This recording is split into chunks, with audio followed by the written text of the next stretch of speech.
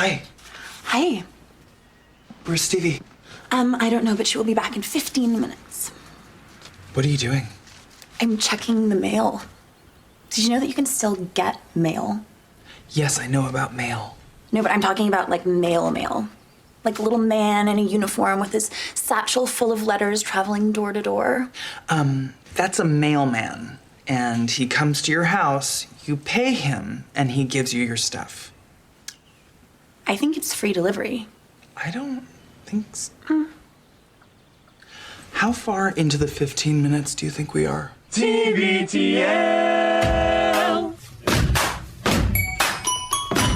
The faces may not look familiar, but the voices, this zany radio team, have developed a unique style of frolicking on the airwaves. Basically, I just like coming in and having fun. Yeah, it's a great way to make a living. Do you have any music, Carl? Have the internet radio.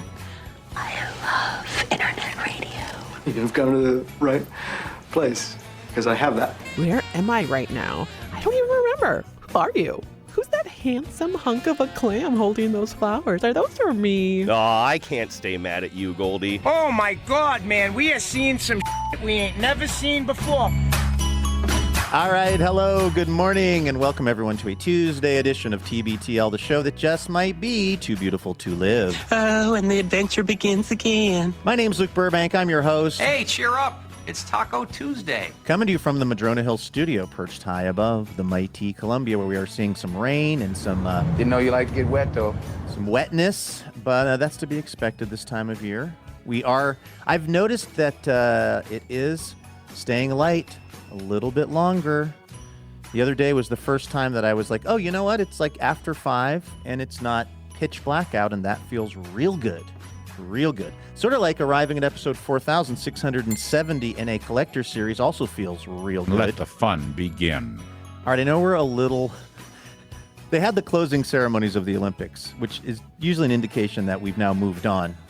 But I can't move on from the story of this one American ice skater who I honestly was just unbelievably impressed by. And not just her skating, but her whole je ne sais quoi. So we're going to talk... I figured he had to be in sport, but he wasn't in sport.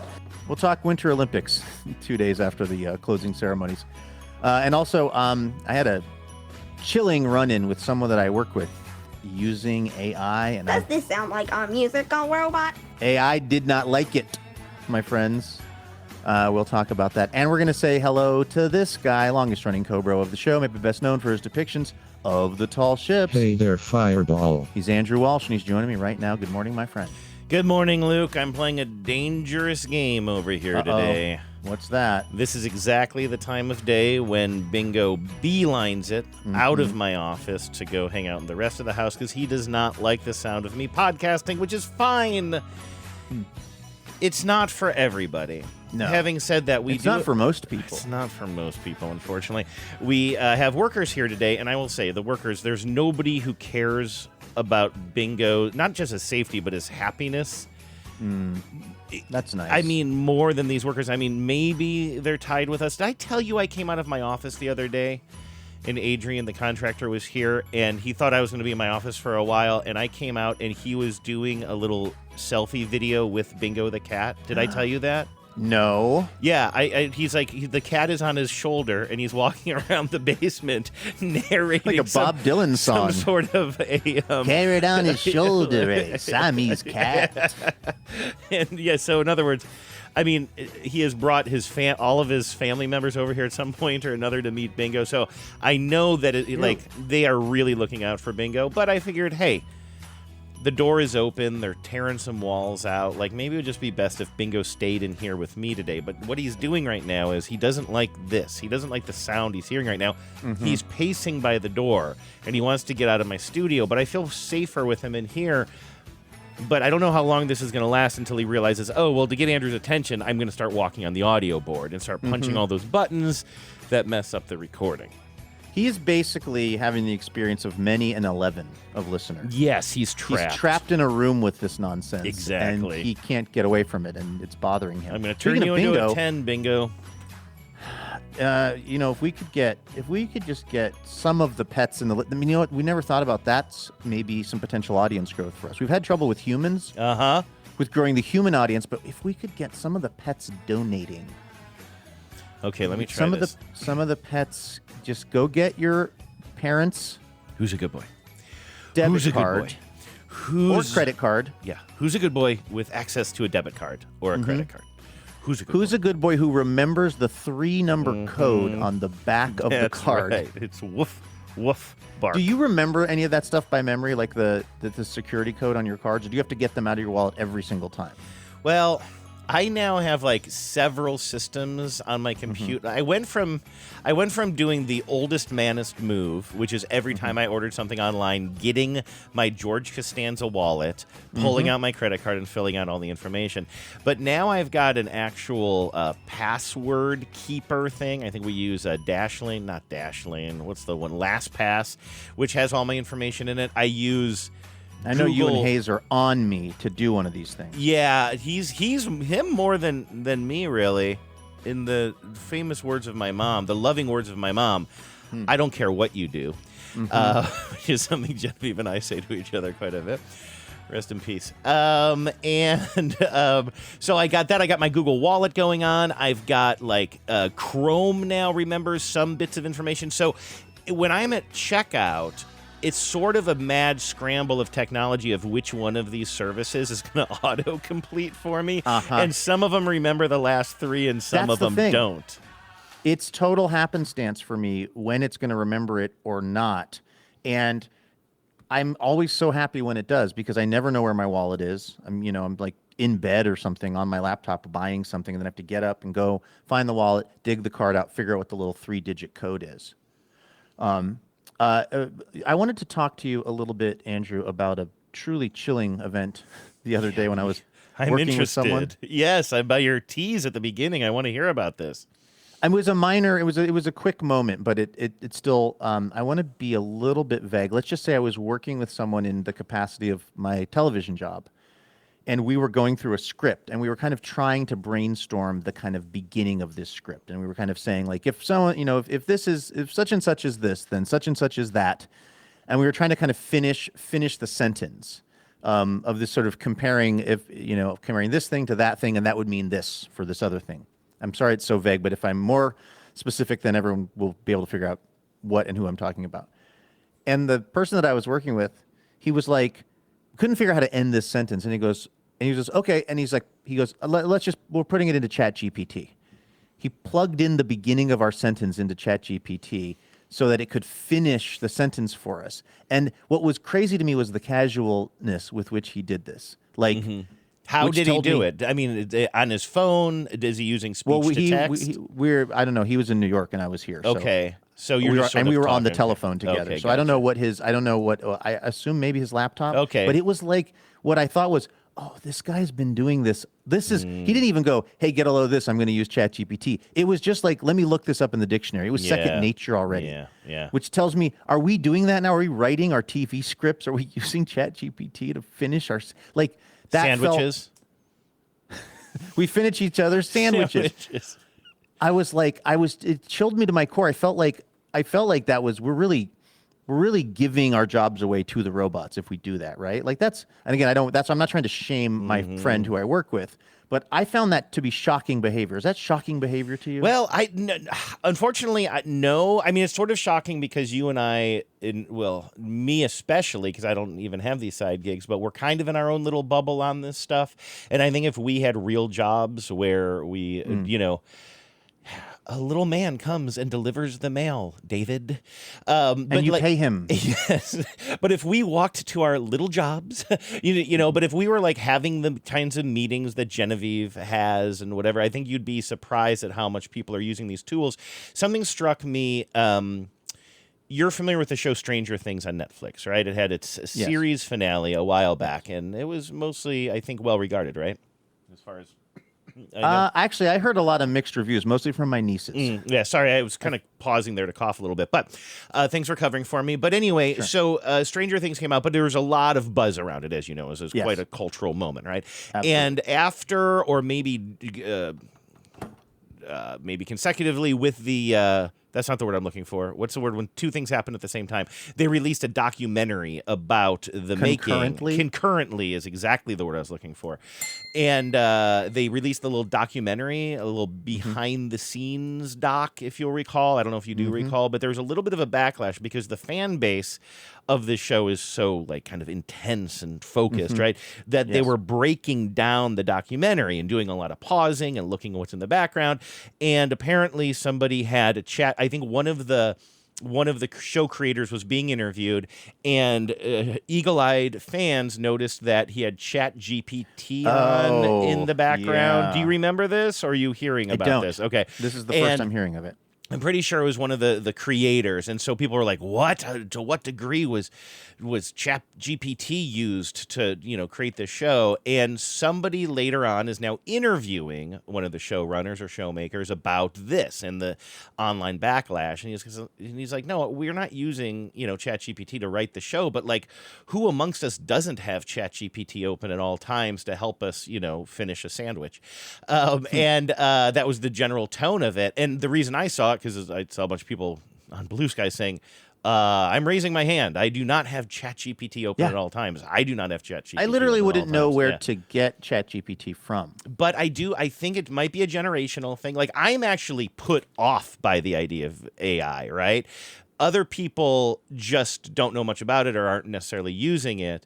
But then I think there are just a lot of people who are just like, yeah, it's just their new Google. Like what we use Google or used to use Google for. People are just ChatGPTing all kinds of stuff all the time. Like, I know that Genevieve will use it sometimes, in her job as a writer, but she will use it very specifically to generate ideas or an outline or something that she can then fill in as a writer. I don't want to make it sound like the president of the university is reading ChatGPT stuff, but when Genevieve does it, she's doing it in a very like, okay, maybe for this project, I'll turn to this device or this technology to kind of help me see the outline of this, and then I'll do the writing on it or something. But it's still like a deliberate thing, right? Whereas I think other people are just like, yeah, no, it's just, of course, it's like, it's the new Google. It's just open all the time and it's finishing our sentences. Well, to me, it feels like it depends on what your job is and how you think about your job. So, for instance, if I am somebody who works in sales and I have to write a certain number of like emails or whatever just to kind of, I don't know, let people know what's going on or to pitch something or whatever, but I don't think of my job as really writing. I think of my job as selling. Then I feel like, yeah, go for it. Have ChatGPT write your next whatever, deck or your pitch to a client, or I don't know, just to me, it's like, for me, the only thing I have to offer in my TV job really is these phenomenal good looks.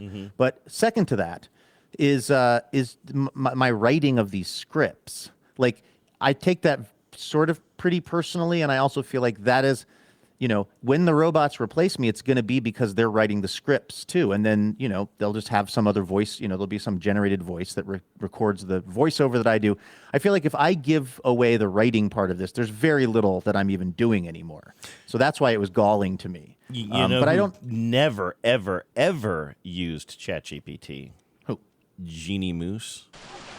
Are you tired of napping using a cap or a sleeve to block out the light?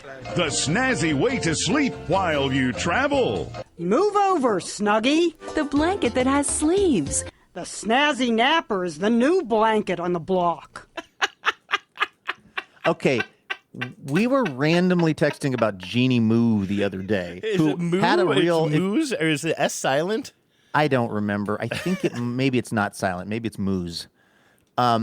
She probably said, does she say her name at any time in the piece? Out does she sock out with it? Let's see. Okay, I hate to skip the entire snazzy napper segment. But I mean, how long could it be? A minute? Go for it's 2.5 minutes. They used to really, you're coming from CBS. This is CNN 15 years ago. Office, but only when I'm covering a snazzy napper, or it's covering me. Hello, Jeannie Moose, CNN. She kind of swallowed it. She just Moose. Jeannie Moose. Jeannie Moose. Anyway. Jeannie Moose. Yeah. So there, at some point on this very podcast, several weeks ago, I did something that I had not done for the first time. Like, this happened several times where I tried to tell you about some sort of TV commentator who sort of lives in my head, and I can never remember her name. Oh, right. And I have no idea why, but this weekend I sat down on the couch for a second. I'm putting on my shoes. The television is on, but it has nothing to do with CNN or commentary or anything. And suddenly the name Jeannie just pops into my head, and I'm like, that's the woman. That's the... I always thought she was with CBS or NBC, which is one of the reasons I had trouble finding it. Oh, but she that was... a CNN yes, okay. person. That was who you were trying to remember. This is the person that I try to remember. Yeah, you had the wrong network. I think that was why I was confused. And technically, she's a feature reporter, not a commentator. But I mean, when it's about the snazzy napper, I mean, there's a pretty fine line between it. And she would just use tons of I think it came up because you were talking about the B-roll somebody was using. Wait, was this a on-air conversation?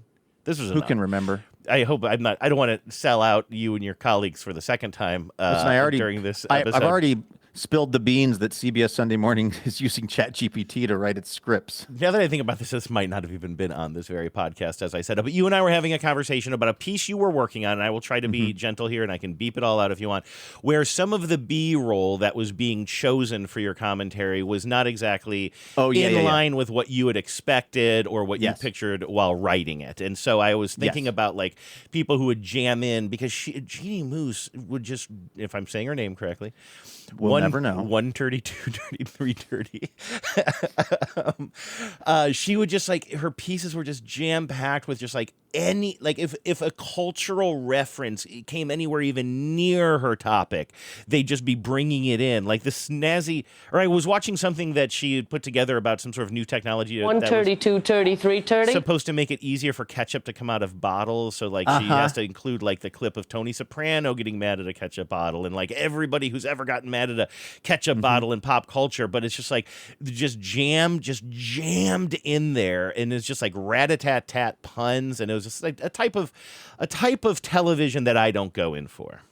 Well, it was a whole vibe there for a while, though. That was when I feel like CNN was at the height of its powers, and Jeannie was definitely the color. She's not there anymore. I'm on her Wikipedia page. Yeah, no, she was sort of she would do those kind of fun, they were basically humor pieces. But I mean, I just remember that CNN would be on in every newsroom or bullpen that I was working in. And a couple of times a day, you'd look up and you'd see Jeannie doing some kind of a funny piece that was full of wordplay. I think that I've worn down the producers of CBS Sunday Morning at this point through just constantly shooting down their ideas for wordplay that now nobody even suggested. I think I've sort of won that battle through just being annoying, I guess, or being a no but.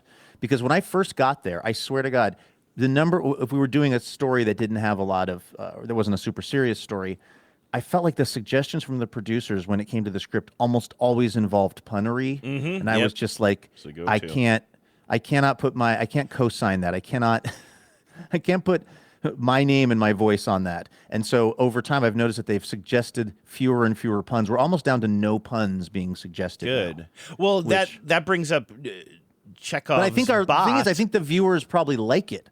Mo Rocca is not above a pun, and everyone loves him, and it's funny when he does it.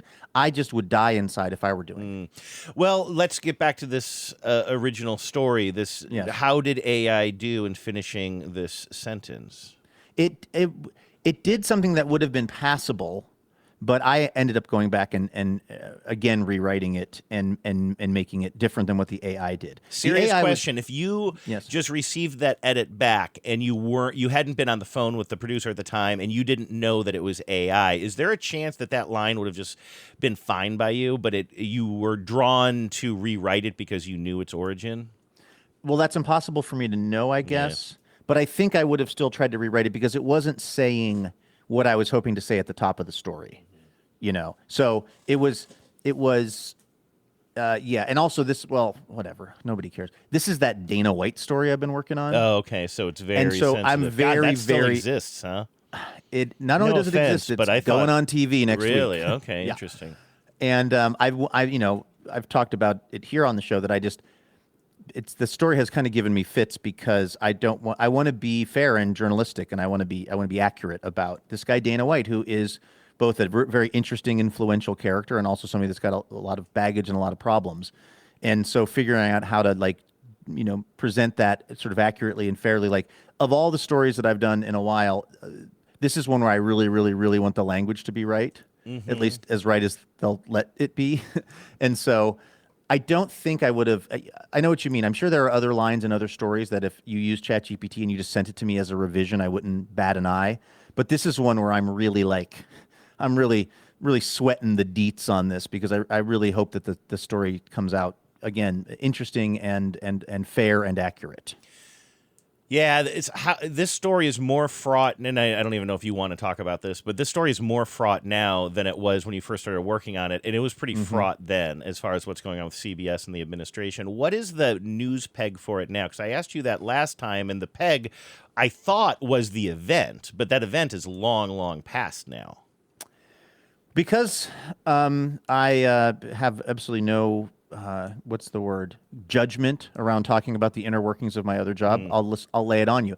Originally, the idea was we're gonna do a story about this person who's a kind of, again, pretty important person in sports and you could even say political culture to some degree because he's friends with Trump. And that was this summer we were filming it, and then there was a conversation with 60 Minutes where they really wanted to do a profile of him, and they literally asked, "Can we do ours first?" Even though we'd already filmed ours. And I thought that might mean that our story was going to, we were slowly putting a pillow over our story, which, again, I was sort of okay with, not wanting all the smoke. Then apparently that was not the case. There were still many people that were curious about the story of, what we had filmed in Las Vegas and what was the sort of status of that piece. So then I thought, well, if we're going to do this, we should attach it to the fact that there's going to be a UFC fight on the front lawn of the White House this summer. Because that to me is, I think the listeners of this show would know what I think about that. But at least it's a news event, even if it's like a holy shit, can we believe this is happening? Good. You know what I mean? Yeah. I'd forgotten that that's supposed to happen. That's actually a really good peg, yeah. Because it just gives us a way into the story. Like we live in a version of this. We're in the timeline where when America is turning 250, they're having a UFC fight on the front lawn. And oh, by the way, they actually moved it to June 19th, which happens to be Donald Trump's birthday. So anyway, that was going to be the news peg. And then I got a call recently that was like, no, actually, they want it for next week because there was pressure being brought to bear from somewhere, not even maybe within my own show, having to do with the fact that Paramount is now the new home of the UFC, Andrew. So when we filmed this story, certainly we did not know that. Nobody told us that. That was not something my bosses knew. Now it is a reality, and so it's unclear to me why the story has exactly been moved up, but it has been moved up, and it's going out next week, I believe, unless it gets dropped for some reason. And what I will definitely say is it will be the most parsed story that I've ever done on the network. Like it's going to go through a lot of standards and practice. It's going to go through a lot of lawyers. Who knows who else is going to get eyes on it? But it's a different world for me compared to, for instance, when we're done recording today, I'm getting on an airplane and flying to Kansas to do a story about bingo, not the cat, the thing that people like to do. That's my lane. That's where I thrive. Stories about mayonnaise and bingo. Stories with very, very low impact on the wider world. I realize that, and again, at any point, this isn't live. We can cut this out, but I'm going to keep on pushing with these questions. Why are you not doing a story about Bingo the cat? Because apparently your contractor has already flooded the zone with TikTok content. The story's over. And that's the thing. In this fractured media landscape, he's getting more views than I am working for a major network. It's about being on site, Luke. This is the deal. You know what I mean? He's here. Exactly. That counts for more right now. But don't forget, Bingo People is want that still relatability factor. Bingo, I can tell he's getting restless, but he's now cleaning himself, and so he might hop up here at any moment. If he does, I'm happy to give him the cans, and you can ask him a few questions or anything if it would help your story. I'm sure he's willing to talk. Couldn't hurt. Yeah. Couldn't hurt. Just like we're talking, it's just like Dana White. He's in his dojo of an office with all his samurai swords, and then just cut to Bingo. Just like kind of tilting his head a little bit, like questioning a little bit. I did, Andrew, you'll be happy to know this. I did win the man cave argument. Oh, what? Did somebody want to put man cave? Like you're watching UFC in your man cave or something? Well, no, it's like we were in this guy Dana White's office in Las Vegas, which is, this insane sort of glass, structure with millions of dollars of like art and artifacts in it, paintings and weaponry and like just everything you would sort of expect a guy like Dana White to have. Like, it's like, I think there's like a machine gun that's shooting money because war is really about money. It's some real deep art, it's some real, and like a Kalashnikov that's shooting $100 bill or something. I don't know. But one of the people I was working on the shoot with kept coming up to me and kind of trying to feed me the line, "Is this the ultimate man cave?" Somebody kept wanting me to ask Dana White, "Is this the ultimate man cave?" And you kept scratching it out, writing "she shed," and they kept writing "man cave." You kept writing exactly. "she shed." Classic. And I turned to the person and I said, "I'm not saying the word man cave on television." Good for you. And the person was like, "Okay." And then like literally like 2 days later, we're still shooting, and the person comes up to me and goes, I'm just curious, why the pushback on man cave? And I was like, I said, I just think it's really overused. And I know that if I even say it, this is the one thing I've learned, I guess, working in television, Andrew, is I'm now, and maybe this is like diva behavior on my part. I now refuse to say anything on camera that I'm not willing to, that I would die if it was in the story. Because what used to happen is they would say, well, just try it. Just do it as a take. And we won't even use it. We'll just say it. But once you've committed it to celluloid, then there's a possibility that you'll get overruled and it'll end up on TV. So what I've learned now is like, don't even say it. Do not even give them the footage of you saying man cave. But I was worried it was going to get reintroduced in the script somewhere. But I'm happy to say that here on this Tuesday, as this is being aired, Man Cave is nowhere near that script. So I at least won that battle. Nice. Well, congratulations. Yeah. Thank you. I mean, there's a lot of reasons I don't have the jobs that you have. I mean, talent being somewhere near the top of the list. But, Pretty low on the list, but honestly. also, it would just be all of that. I'd be like, no, I won't say that. Right, no, I won't right. say that. No, I won't eat that. No, I won't eat that. No, I won't say that. No, I won't do that. No, I won't It's do that. funny I how- won't say that, do that, or eat that. I don't want to eat anything that's don't wanna bought, do sold, or processed, or cooked, or uncooked. It is weird also how much of this job does involve me eating things. And like meat sometimes, too, which is something meat like, a lot of times. And as I've said before on the show, I'm so poorly cast in the role of person who eats things on camera because I don't have a good vocabulary for describing what it is I'm tasting. Like if I'm out with Becca and we're eating something or having a glass of wine, it's like incredible the way that she like her palate works and the way she interprets like, oh, it's this and then it's this and then I'm getting a hit of this and stuff. And I'm just like, I'm not getting any of that. And so I just have to constantly go like, oh my God, that's really good. That's my look for that. If you see me eating something on television, it's me that's going, really oh, good. That's really good. That's my signature take on food, Andrew. Well, I mean, I got this tape of you. I think you were doing a piece on rice. Dad, the rice, you have really outdone yourself. The rice is great. Oh, thanks, man. That you know what? That means a lot to me. When Dad, the rice you is say that. perfect. I mean, it's moist. Yeah. It's perfectly cooked. You timed it right. Yeah, so tender, but it's not mushy. You know, Right. it yields to the bite, but not without a little struggle. You know, I mean, you gotta still Not open your without a little mouth and struggle. chew it. It's not that Sure. it just goes right in. Well, it's not going to bite itself. But Yeah, I know what you're saying. Yeah. So anyway, good job on that piece. I thought that was a really interesting piece, one of your best. We was hoping for some razzle-dazzle. Razzle-dazzle. That's right, man, razzle-dazzle. On your mark. On your mark. Get set. Get set. Now ready. Ready. Go. Everybody razzle dazzle. All right, let's thank some dazzling donors. These wonderful folks are dazzling us with their donation of dough. And it's how this show can continue. 5 days a week, 52 weeks a year, every single day, except weekends. We bring you a new TBTL episode.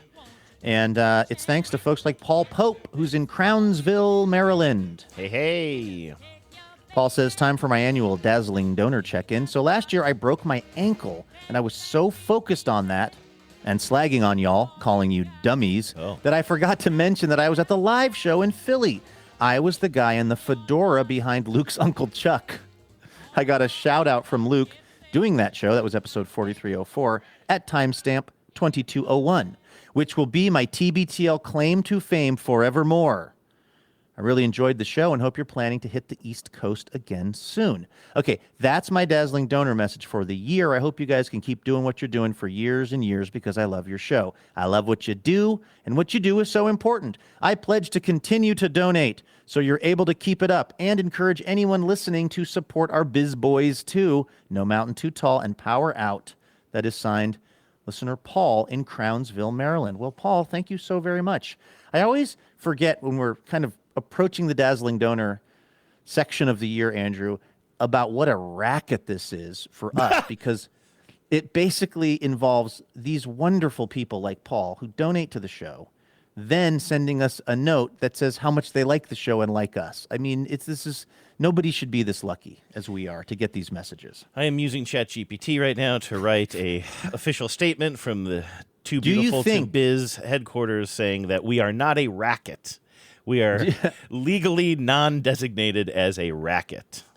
You and John went with S Corp. I kept saying racket. You kept going racket. I was going with fly by night. You wanted to call it fly by night podcast. Flim flam. I was going with racket, and you all decided to lawyer up, make us. Are we an S Corp? We are an S Corp. Here, let's take a quick listen to. I'm going to try to needle drop this episode, Nice. 4304 TBTL Live in Philadelphia. Now, let's see here. Paul says, I'm going to back this up by about 45 seconds or something so we can lead up to it here. And that makes sense to me. And also that I might have... Wait, that music that we're hearing was the end of the Razzle Dazzle song. Sorry.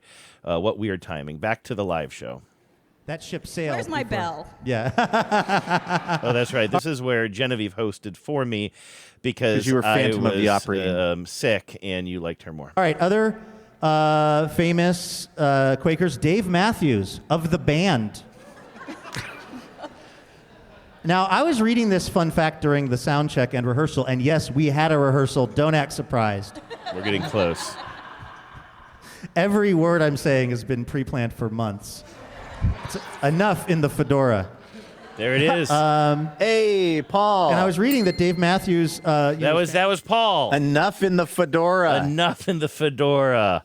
Nice. Nice. You can get a tattoo of that, Paul. Enough in the fedora.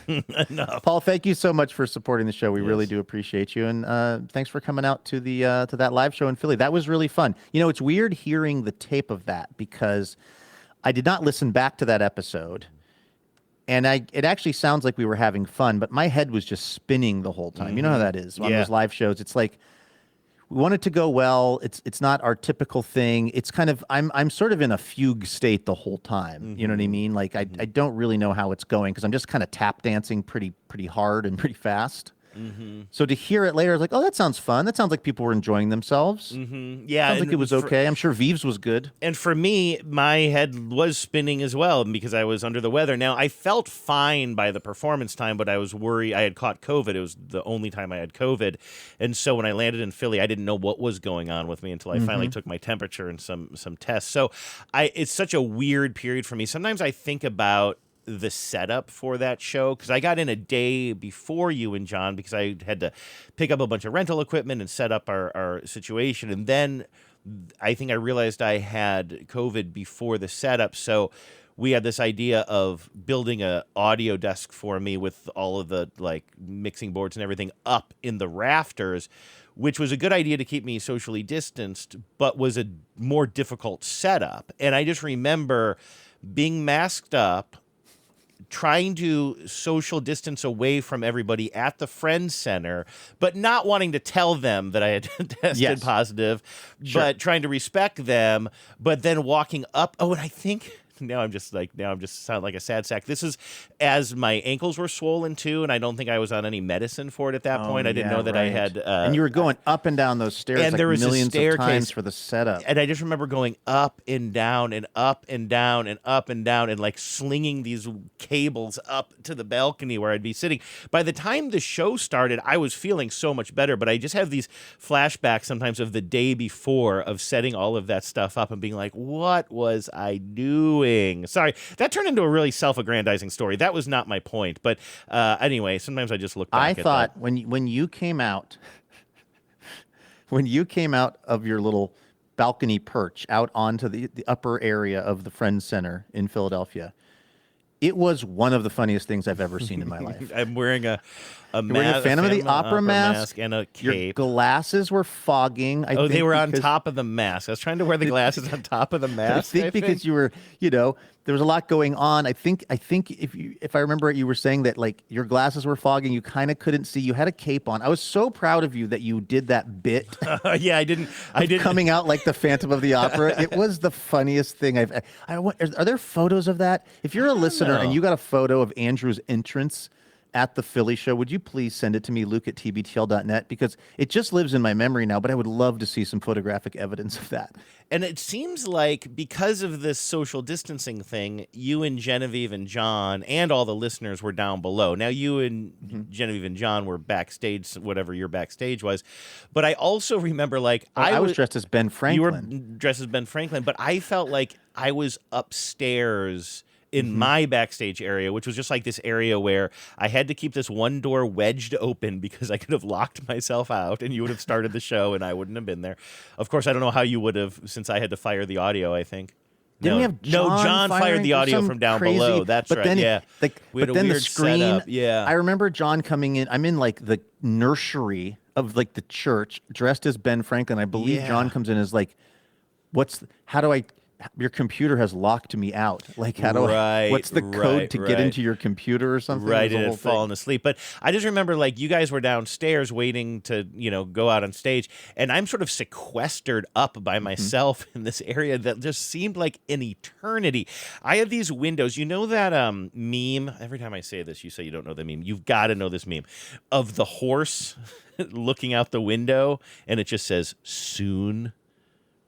You know this. Horse window meme. I'm pretty sure that when we joined I have American seen Public this one. Media, I have seen the this one. Stubot sent that out the day before we launched or something. Well, because let me just describe the photo for people. It's a horse in what looks like an office building, looking out the window. But it's an actual horse. It's not a cartoon. It's not an illustration. No, it's a photo. It's like, how did this horse get in this business environment? Right, exactly. And so I was basically that horse because I had an eye on the room. Like, I could go to this one place in my cape and kind of look out my second floor window down outside, but then through another window where the TBTL 10s were gathering for the live show. And I kept on, it very much was like Phantom of the Opera. I kept on like sneaking through the window because I didn't want anybody to see me, but I would be looking down at the people gathering. What a fun little trip down memory lane. It was a really, and it was a fun night, and also a continued lesson, which is that when life gives us lemons, it always seems like the lemonade is pretty good when it comes to like TBTL stuff. Like, I think it was arguably funnier that you were up there in your weird perch in your cape than if we were just sitting, doing the normal thing. Whenever there's a hiccup, even the fact that we ended up at the Quaker Center was because the Friends Center was because we were having a heck of a time finding a venue. Yeah, that's right. Everything was booked for some reason in Philly, or at least everything that was roughly the size that we were looking for. And finally, as a kind of a Hail Mary, we reached out to the Quakers in Philly, but that ended up being actually, I thought, like the best place we could have had it. Like, yeah. My only regret is about. the house sound was really bad. We couldn't, and the person who set it up for us was not on site and just said, it'll be easy, you figure it out. So it was kind of distorted and stuff. It sounds good on the, I think I just closed that tab, but it sounded pretty good on the tape. I thought the recording was good, but I know the house sound was pretty rough. And critically, my mom was able to just absolutely flex on my Aunt Kathy. Like, just a full-on, just John Cena. Just giving her because everybody was so excited to meet my mom. My mom, there was I believe a line of people at one point waiting for my mom's autograph. And her sister, my Aunt Kathy, was also there. And so that just blew my Aunt Kathy's mind, I think, to see her sister, Susie, with a huge fan base. So, does Kathy have any kids? You have cousins? Yes, and they were there. My cousin Mike. Are they my starting their Kellyanne. own podcasts now so that they can put their mom in the same position as Susie someday? See, I love my Aunt Kathy. Love her to death. But she's a little too normal. I mean, all of her great stories are just involve her being mad at my mom. My mom is still the central character in the story. Like when they were girls growing up in Philly and they had to share a bedroom, and my mom would always steal my Aunt Kathy's mohair sweaters and then get BO on them. And then my Aunt Kathy would yell, "Sue, you're stinking on my sweaters." So all of my Aunt Kathy's good stories were usually just about something insane my mom was doing. Right. You know, Otherwise, so I don't it's know just how like her living a that nice would work life. as a podcast. Yeah. Meanwhile, my cousin Tim did write a book. My cousin Tim, who is an incredibly successful electrical engineer, like he is responsible for fixing the power grids of literal countries. Whoa. Like he flies to like other parts of the world to help them get their power grids working. He's this like highly intelligent individual. And then he just like is also writing books on the side. About that topic or related to his field? Kids books. Really? Or like young, kind of a young, like a kind of a YA book. Oh. Yeah. Not like so, My First Electrode or anything like that? No. It's a completely unritted topic. But Missed so maybe, I don't know, opportunity. maybe Tim will start a podcast. Mike could start a podcast about when my cousin Mike was young, he worked for the Wooder department. And it was so funny, him spelling out his day for me. He was like, yeah, so get in at 9 and I immediately go to Wawa and I get my coffee and my whatever. And then I listen to Stern for 2 hours in the truck. And then I park the truck somewhere and I hide for the next 3 hours. He was breaking his day down. Now, by the way, I think he's like in management somewhere now. I'm sure he's a very productive individual. But when we were like 23 and 24, he was taking me through his whole day of how he could do the least amount of work possible. I thought you were going to say that the whole day was just stereotypical Philly. Just at first I go to Wawa. Well, it did involve Wawa and it involved listening to Right. Stern, which was Right. which is a pretty Philly type of deal. But yeah. hey, Paul, thanks for allowing us to go down memory lane. That was really fun, and thank you for the donation. Maestro, Get set. Get set. I saw you were dealing with bingo. Thank you. Go. Everybody rattle, dazzle. Bingo was, I knew you were trying to save me there. Bingo was just starting to walk on the board right as you were about to say Maestro. And I didn't know that you had your screen open that you could see me. So I was just trying to dust him out of the way as I hit That was very slick. You handled that with aplomb. Aplomb. Let's thank Angela Barrera, who's there in Corpus Christi, Texas. Hey, Angela. Yippee-ki-yay, Mr. Falcon. Oh, yes. That is the cleaned Good up. one. That is the TV cleaned up version of the Die Hard phrase. Thank you, business boys, for the audio companionship for years and years. These days are rough. A chuckle, a cat story, the perfect drop at the moment, spread chi, means a lot, truly. A few small requests. Drop rapid fire. It's always a favorite of mine. Oh. Quapla? What do we know about Quapla? I don't Is that Klingon? know. That's how Angela signs. Let's check this out. That is off. It's Klingon. It is Klingon. Do you realize how it racist means- that was going to be if it wasn't Klingon, Angela? Like, I mean, is that like the idea that I would like think I that just won't because it's lie. a language that I don't recognize or a word I don't recognize, then I'm just assuming it's a made up alien language? I won't lie. In the back of my head, when you said that, I thought You got nervous. I hope so. Just Yeah, right? A tiny, tiny, tiny bit. And by the way, Yes. I want to apologize. I don't think you would have heard anything. There's a chance that our recording got a little bit haywire for a very split second as Bingo made his second attempt to get on my audio board. So apologies to the listeners for that when things got really loud there for a second, if it indeed did. But good on you. And so it means success, by the way. It means That- success. but what a Angela in great way Corpus of- Christi. What a great way of signing off. Absolutely. And I don't know if I'm saying that right or not. It looks like Quapla to me. Mm-hmm.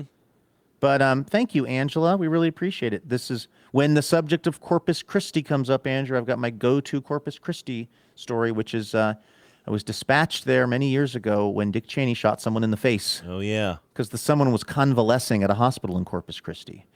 And I spent a whole week there just eating Whataburger and waiting for this guy to say something, and he never did. And then I went home. Because he didn't have a face. And that... Because snitches get stitches, apparently. And things only went downhill for the party from there. Hey, I listen. know, right? Who knew that Dick Cheney would be a paragon of respectability when he actually opposed the second election of Trump. I want to let everybody know it's a total coincidence that. So yesterday on the show, I don't think our dazzling donor asked for a drop rapid fire situation. I think they just said that they really like the drops. So I said, hey, could you play a drop for them? And then we ended up doing rapid fire drops yesterday. And it's a total coincidence that this is Angela's request today, because these, of course, came in a little while ago. But do you have some fresh ones you can offer Angela? I sure do. I'm trying to pick the right length. I have these organized by their timing. So let's just do this. We're going to start with, again, I'm trying to preview. I cannot be responsible if a weird drop comes up, okay, everybody? But this is for our friend Angela in Corpus Christi. That's just absolute stupidity. That's all you do is get busy. Are you going to finish that croissant? Are you sure? Mm-hmm. Okay.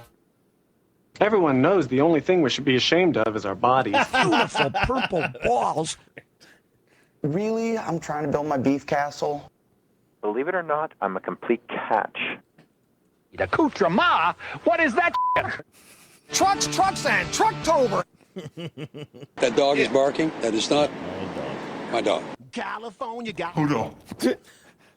Can somebody tell me what the hell is going on? Carol, hold my calls. Classic. A cat is an angel that poops in a box. Clean as your mama's forehead. I'm David Pumpkins. There you go. When I think of David Pumpkins, I really, that was a cultural phenomenon that I had totally missed. Surprise, surprise, surprise. Because I missed it because I was watching too much Gomer Pyle, apparently. Yes, exactly. Golly, Sergeant Carter. I don't know what David S. Pumpkins is, but I can certainly bring out my, not Jim Varney. Surprise, surprise. Who is it? Is Jim Neighbor? Jim Neighbors. Jim Neighbors, of course. But, here, let me just add one last drop here. Yippee-ki-yay, Mr. Falcon. That is for Angela. Thanks, Angela. We really appreciate you.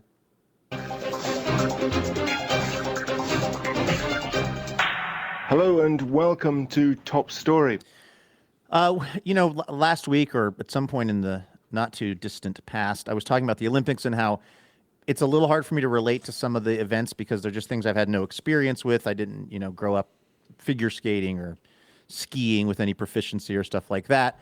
And I will admit that I was my schedule was out of sync with those last Winter Olympics. I just wasn't like sitting down at night and kind of, dialing them up on my TV and following the various plot lines, except for this incredible thing involving this figure skater named Alysa Liu, who's from Oakland, and who, everybody knows who I'm talking about now. She won the gold medal, for the women's figure skating. And I kept hearing about being well, after everything she's been through or whatever. And I was like, what are they, they always say that, for every Olympic athlete, they're trying to make some narrative. But I thought her story was so interesting and cool, actually. So her dad, do you know this whole thing probably from listening to sports radio? Have they been going off about this? No, I haven't heard hardly any Olympic talk on sports radio, but I've been picking up some of it on social media. So I saw it when she won the gold. I saw that wonderful clip of her skating and saying that's what I'm effing talking about, and kind of so I saw this outpouring of love on social media, but I don't really know the backstory. So her father came to the U.S. from China. He grew up in rural China in what was described as sort of extreme poverty. So he comes to the U.S. and then he becomes an attorney. And through, I'm not sure the exact circumstances, but he ends up being a single dad. He's raising Alyssa and her siblings, I guess sort of by himself. And she goes to take an ice skating lesson, and the teacher says, she's really good. This is when she's 9 or something. And says, she's really good. Do you want to get her lessons? And the dad's like, okay. And I guess throughout the course of her kind of young career, the dad spends between $500,000 and $1 million just on her ice skating, on her training and coaches and all of this stuff. But he is apparently very, very intense. As would I be if I was spending $1 million on Addie's volleyball. I'd probably be at every practice making sure it was going okay. And he was apparently really hard on her coaches. He was pretty hard on her. But she was phenomenal at it. I think she might have won, she might have been the U.S. champion when she was in her teens, which she was a very young person to have won the U.S. national championship. And then she went to the Olympics, won Winter Olympics ago, and I don't know if she did particularly well. I think that the stress got to her. And basically, she just decided one day, I don't want to do this. This is way too stressful. And so she quit. And her dad found out. She announced on Instagram that she was quitting ice skating, which is how he found out.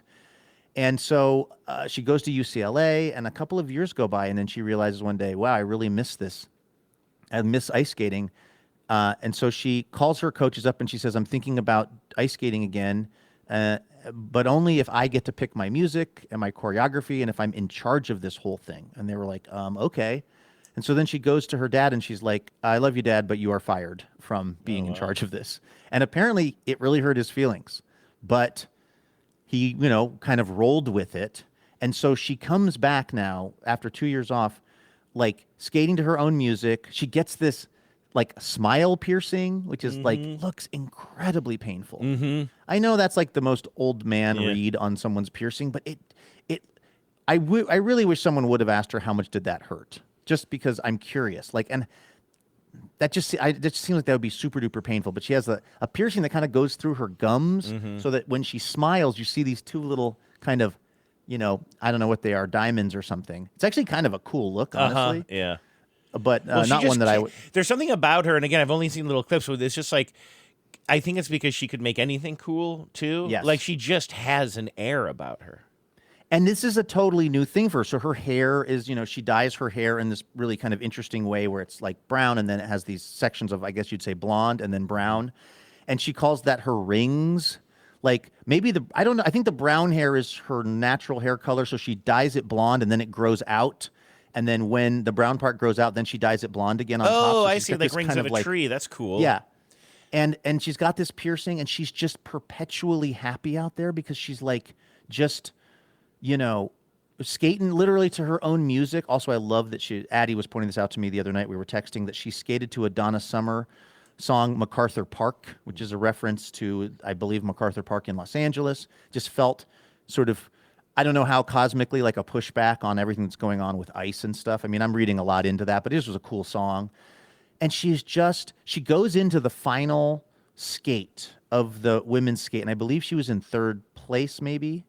And the thought was, hey, if she gets a medal at all, that's going to be really incredible, because she's sort of come back as her own person instead of being totally like locked into the mold of what a figure skater is supposed to look like and skate like. She's just coming back with her hair and her piercing and her whatever. And her final performance was so incredible. And she skated with such just like kind of joy and like kind of DeGaff energy. She just didn't look even a little bit stressed out there. It's just like she was totally enjoying it, which later she said she was. And this all sort of lined up for her to end up actually winning the gold medal. And when she finishes this program and she knows that she has skated like the routine of her lifetime, and they cut to her dad in the audience clapping for her, and it made me so emotional. It was just like because I kind of understand the dad's perspective too. Like, this guy comes over here, he works his ass off, he spends $1 million on this ice skating, and then he gets told, you're not invited to be the coach of this anymore. And I could totally see a version of this where the dad just all right, man, this is your thing. And like I could just see him kind of detaching from the whole thing, but just the fact that like their relationship, obviously I have a big like father-daughter kind of like trigger. Anything that's like dads and daughters really obviously hits me in an emotional place. But I just thought it was the coolest story, and she just seems like everything that's good about this world, and her whole story and her family story, and like the fact that her dad was there just like crying and clapping for her. It was just like, it really was like the kind of like, they're trying to create those moments in the Olympics all the time, and usually it's probably hype that doesn't quite actually like measure up to this one shining moment they're trying to create. But this was one shining moment. This was a miracle on ice. Forget the USA hockey team from the 1980s. Do you believe in miracles? Alysa Liu's dad not being mad at her about firing him. That was the miracle I was looking for. Yeah, and also I think she was speaking like weren't some of her and her skaters sort of like speaking a little bit of truth to power, I think, in some absolutely skating press conferences and stuff. Yeah, you had a lot of the US athletes actually, using their time to talk about the ideals of America that we're not living up to. And then of course you've got Trump yelling at them on Truth Social or whatever, which is a Yeah. good look. You should Yeah, definitely the have the president of the United president States criticizing U.S. athletes. Yeah, I don't know if you saw the latest one from, and I don't even know why. Like, I need to stop feeding the trolls with my tears. But like, Listen, Andrew, I'll do the crying around here. yeah. Apparently, like, Trump was also like sort of, I think it was like Trump made a joke with the men's hockey team, something like, "Oh yeah," and now because he already met with them or something. I think yesterday, Monday, and well, then, I saw Cash Patel apparently. Well, Cash drinking Patel was champagne with the partying in the locker room with the team after Cool, his cool. spokespeople said that he was not in Italy for that event, that he was there for work. It was literally the taxpayers paid for him to go there and, drink champagne with the hockey team. But apparently the hockey team also, I think, was meeting with Trump yesterday, I want to say, and Trump said, well, now I guess I got to meet with the women too or something like that. And they all laughed Very along cool. with him or whatever. Like, this is the president of the United States talking about gold medal winning women and disparaging them. I mean, there's no point in me even bringing it up here. There's just And so by much the way, anger to go around. But like, sorry, I'm so dumb. I That said I'm so women's- dumb. I meant I'm so done, but I guess I'm both. That women's hockey game, that gold medal game, Yeah, I heard about was that. ridiculous. Were you did you watch any of this live? No, or you just kinda no. caught up I on it just, later? I mean, I watched it. I heard that they won the gold medal and that it was crazy, and then I went back and I watched the last maybe 5 minutes of the game and then the overtime. But they were down 2-1 with under 2 minutes left. I mean and they pulled their goalie. They, that's just that's the absolute. I mean, that's the Hail Mary of Desperation, hockey. yeah. And it worked. They got a goal to go to overtime, and then they won. I have to say, though, if I'm Canada, first of all, that just kind of sucks to be that close to winning and then to not win. But also, it's listen. Now, none of this is on the U.S. Yeah, but hockey they won players. the World Series last year. Oh wait, shoot. None of this is none of this is the fault of any of the American athletes at all. But I also feel like if I was in Canada, I'd be like, are you kidding me right now? It's like if the U.S. lost to Russia back in the day. We are Russia now. We are if I'm in Canada, I'm like, I don't like America. America is the enemy to the South, and they just bested us at hockey. It would feel extra bad to me. Yeah. But do you know? Did you hear about probably the craziest Olympics press conference moment? It happened early on, actually. Sorry that again we're doing this post-mort days after the closing ceremonies. Whatever. If you're listening to this 3 weeks later, it doesn't matter to you. It's all in a weird time span anyway.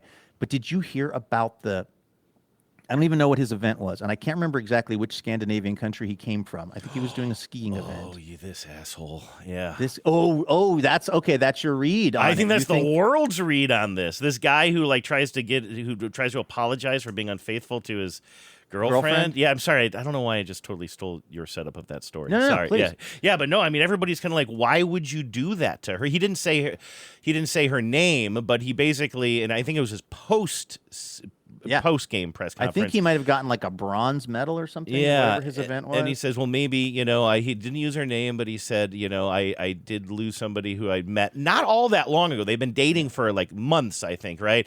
But I was unfaithful to her, and now I'm hoping maybe I can use this platform to let her know how sorry I am or whatever. And immediately, I think the backlash was you're doing what to this woman right now? You're making her. When you do that to somebody, you're making them answer to a world stage. That is, I would break up with him again if I could. This is back to I won't go there. I won't eat that. I won't the idea of boundaries and stuff that hadn't even occurred to me. I guess you're right. I thought it was, it didn't work, but I guess I thought of it as being well, we know this guy. I think I saw it as a desperate, but not. Well, how could I put this? I didn't really see it in the terms that you're describing it as, which I get. He didn't use her name, but I guess in a way it's dragging her into a conversation that she didn't ask to be a part of. So I guess that is kind of disrespectful. I saw it as a desperate act that, even though it didn't work, I don't know. It was a good try or something, but I guess I was misreading it. I mean, I guess it could be this. I mean, my initial reaction when I saw that, which was, I think commentary free, was just like, oh, you gotta be shitting me. In the same way, like, unless you have an agreement with somebody that you're going to get married and you make some sort of huge public proposal to them. I mean, since we've been working together, I always complained about that kind of stuff because you're putting in, usually it's the woman who's being put on the spot, and maybe they're not ready to have this be a public conversation, like putting yourself for the moment in front of the thought, being thoughtful towards your partner and how it might impact them. But I guess I might just be reading the responses from my specific Your little section of Blue bubble. Sky? Yeah, but I mean, it seemed universally, and she did finally, anonymously, still never gave her name. One publication was able to speak with her, I think, and she just said, like, that was just so deeply inappropriate. Like, it was just I don't awful. know if that's what she said. Did she not? No, I think what she said was something to the effect, unless, by the way, I didn't read the original, the source material. I just saw her, like, a pull quote, and I think she basically said something to the effect of, I'm not interested in talking about this, or we've already established that we're not together or whatever. Like she shut it down, but I didn't remember her saying that it was inappropriate. I'll look. I'm not saying that you're wrong, by the way, because I would just like to know, because I guess I shouldn't be making shit up. I do know that a lot of people said that it was inappropriate, and I thought she said something it wasn't long, but I thought there was something that had a little bit more of an edge to it. It's very possible than that. because I didn't read the original source material. I'll so I could see if I can find it. And again, not because I think you're wrong about this, but just because I threw something out there that might not be true. I'd like maybe a little bit more clarification on that. So my apologies. I guess to me it was sort of like, it was it was like, I guess what I saw in this was a guy who really, really, really didn't know how to fix this and thought maybe this would fix it. And I mean, it's an insane thing to think would fix it, but it's like, I guess what I know is that he genuinely really, really, really wanted to get back together with this person. Because that's like an embarrassing thing to admit in your Olympics press conference, is that you cheated on someone and it was the dumbest thing you'd ever done. Like, that's a very embarrassing thing to admit to. And so that just tells me that he was very genuine in his desire to mend the relationship. Now, again, it didn't work, and there is the reasonable perspective that it's dragging her into something that she didn't ask to be a part of. But I guess there was something about the sheer desperation of it that kind of sort of charmed me a little bit. Have you gotten eyes on the what here her it statement is. was? It is hard. This is the woman who wants to remain anonymous wrote to the Norwegian paper VG. It is hard to forgive even after such a public declaration of love in front of the whole world. I have not asked to be put in this position, and it is hard to be there. We have had contact, and he knows my feelings about this. So, I mean, I have not been asked to be put in this position, and it is hard to be there. I overstated it, but that's what I was remembering. Like, I think that is clear that she is saying, like, I have somebody who's already been, let's just say, victimized or, like on the wrong end of something.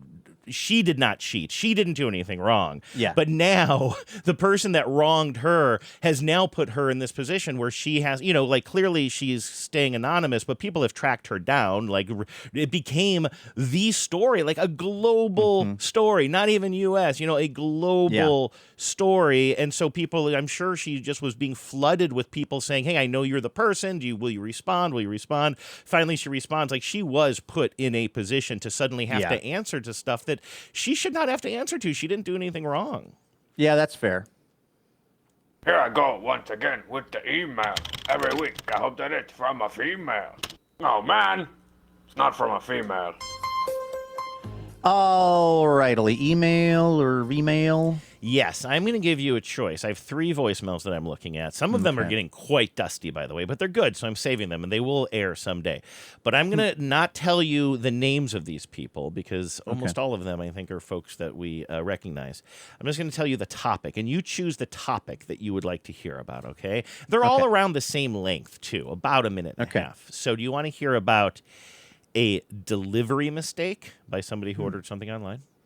Okay. An explanation of restaurateur and why it is spelled and pronounced that way. Or somebody eating some really, really, really old food. God, those are all compelling, That's why Andrew. I've saved them. Let's go with Old food. Old food. All right. This is from listener Peter. Hey guys, this is Peter calling from the Department of Licensing District of Shoreline. Oh, by the way, so I don't know if I was hosting when you were gone or if it was just a hey dummies or whatever, but when I had to get my license renewed because I needed the official, the one you can Real fly ID. with, the Real ID, I went to the licensing department that's up there in Shoreline. I've been going up to Shoreline a lot lately. You know that one little, that shopping center area has a Chipotle, Town and Country grocery store, which I still haven't gone into, a licensing center, and there's this giant building that is abandoned, and it looks like a movie set. I asked Phyllis what it used to be. I guess it used to be a Sears. Did you used to go to a Sears up there when you were a kid? I bought jeans at that Sears when I was a kid. Was it just a Sears, or was that an anchor store for a mall? It was just a Sears, Just I a think. big-ass Sears, because it's this big building with all these Yeah, it's like across construction from mounds O'Shea's around it. restaurant, right? Is Oh, O'Shea's really? still there? I don't think on the other side of so. Aurora. On the other side of Aurora, maybe it's all the way up on 160th or 165th, I believe. So anyway, so that is why this is where Peter is calling from. Hey guys, this is Peter calling from the Department of Licensing District of Shoreline. And recently you were talking about Mary Lou Henner and her recall of dates. And I had an interesting date-related story to tell you. The date I'm referring to is June 22nd of 2015. And Mary Lou Henner would know that that was a Monday. And she may also know a little bit of tragedy here, that's the day that James Horner, the musical composer of both Titanic and Avatar, passed away in a single fatality airplane crash. But the reason I'm reflecting on that date is because I recently made a pot of macaroni and cheese, and when I was making it, I looked at the box, and that is the Best By date that was marked on the box. So I made a pot of macaroni and cheese that was about 3,850 days past its Best By date. I did make it. I did eat it. I did survive. The cheese powder, instead of kind of the sunny, bright yellow color, it was a little bit more brownish. And the taste was it was a little off. But I did survive, so all is well. Thank you. Have a good day.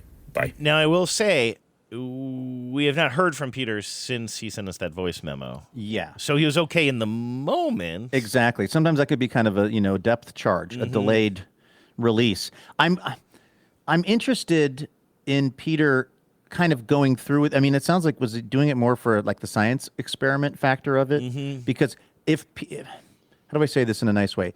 If Peter is down to his last box of mac and cheese, I can send you some. I can send you some updated. I can send you some Goodles. That's what I'm eating these days. Andrew, you know about Goodles? No. It's just kind of a updated mac and cheese thing. It's a new brand out there called Goodles. It's supposed to be, I guess, a teeny bit healthier. But like, I'm just imagining Peter like a cartoon mouse going to his cupboard and opening, and then there's one box of mac and cheese that's 3,000 days. That would make it like 10 years. Well, he said plus. June 2015. Yeah, so like a 10-year-old box of mac and cheese, and then he's taking it out, and the cheese is brown, the cheese powder is brown, and he's just like eating it, crying. I knew before he said it, I knew he was going to say brown. Like he said, usually it's a bright color. And keep in mind, I don't eat this stuff, so I'm not personally familiar with it. Oh, you're but not a mac and cheese guy. I'm not a cheese guy, yeah. And so, well, you kind of are, though. That's the thing. Occasionally, I guess I never know which. Yeah, no, I don't when think it'll pop in. I don't think I eat any orange cheese or anything. Like, I know that sounds weird, but like. Mozzarella Swiss world, provolone, as long as it's all nice and melted. Like, that stuff is all kind of similar. But anyway, no, I don't mess around with this. And Bingo, if you mute this board, I swear to we're so close to the end, buddy. He's been giving me the Manson lamps. I know he wants this to be over. Anyway, I knew the Manson lamps. I've never heard of that. Really? I'm surprised I haven't said it before. That's a Genevieve saying when somebody's giving you crazy eyes. The Manson lamps. Genevieve refers to them as Manson lamps. Which is I think that's from The Sopranos. Well, I think she was saying it before The Sopranos. I think it might be an expression because I guess The Sopranos was out when we were first dating. I could ask her if she grew up with Manson that lamps phrase. is a memorable phrase from The Sopranos, Season 2, Episode 5, House Arrest, where Tony Soprano tells Richie Aprile to stop giving him a Manson lamps look. I'll ask her if she got it from that because, I mean, is that an AI overview or somebody, whoever wrote that probably thinks that came from The Sopranos because The Sopranos used it, but it doesn't mean that it originated with The Sopranos necessarily, does it? No, it does not mean it originated. It's something that was said on The Sopranos. Yeah, I could ask Genevieve if because I got the impression of something maybe she grew up with, but I could be wrong. All of that is to say, Bingo wants me to get out of here, and I just knew somehow that powder was going to be moving towards brown. I knew it wasn't getting lighter. You know what I mean? Right. It's not getting more orange because the orange is like that's total fakery to make this thing look what we think of as like cheddary cheesy. So that's going to degrade the radioactive half-life on that orange. But we found out it's 10 years. But it's not going to fade. You know what I mean? Like, why did I know it was going to get darker and browner, not like lighter and just like, less colorized? Things just love to go brown. Ketchup. Yes. I had this little collector's bottle of ketchup. It wasn't a collector's bottle. I just collected it. It was a little mini ketchup bottle, glass bottle that I got when I was a kid, and I thought it was so cute.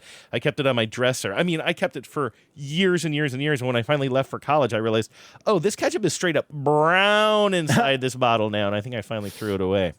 Also happens to mustard. I was at the Mustard Museum in Wisconsin, and a lot of the old mustards could become very, very brown. Yeah. You know what I had? You know what I had for lunch yesterday was a sandwich, Luke, and I put your favorite mustard on it. I introduced you to some Coleman's English mustard at one of our TBTL-a-thons. I don't know. Are you still buying that stuff? I highly recommend it. Well, here's the thing. I got a crap load of mustard at the Mustard Museum. I bought it in the gift shop, and then they gave me a bunch of mustard that they had special CBS Sunday Morning labels made for. Oh, okay. So I'm just trying to dig out from. I've got a whole thing of Gorman Thomas. I was about to say that. I'm trying to work my way through more and more Gorman Thomas references. Is it just because now I know who he is? I recognize the references. Are people like kind of always low key mentioning him in one way or another to get a laugh or a smile? It is a go-to, I think, and certainly in like me and Stubots and probably maybe Durs's lexicon a little bit. Old GT, Gorman Thomas. Yeah, I saw somebody like made a fake baseball card for him or something. I have a real baseball card. Was it? I don't want to misrepresent who sent it to me. I think it was Nigel, maybe. Or Levi sent me a Gorman Thomas baseball card, which you can just barely see over my shoulder. It's right up there somewhere. But anyway, I think I've run out of things to say, Luke. I think the show is turning a little brown, and I think I think I'm responsible for that. My apologies. No, not at all. It's been a fun one, but aren't they all? All right, that is going to do it for today's show. But we will be back here tomorrow with more Imaginary Radio. I will be checking in from Kansas. Actually, I'll be in the Missouri side of Kansas, so Kansas City, MO. Oh, yeah. And did you hear now the Royals just moved back to the Kansas side of Kansas? Did you hear this? Oh, they did? I heard that they were moving to Hammond, Indiana. Yeah, everybody's moving to Hammond. Yeah, I wrote to some of our friends who root for the Royals. I thought that was going to bum them out, but it seems everybody's pretty cool with it. So good for them. Well, I'll get some eyes on that tomorrow. Right. I'll report back. Hey, thanks for listening, everybody. We will be back here tomorrow with more Imaginary Radio. In the meantime, have a great Tuesday. Take care of yourselves. And please remember, no mountain too tall. And good luck to all. Power out.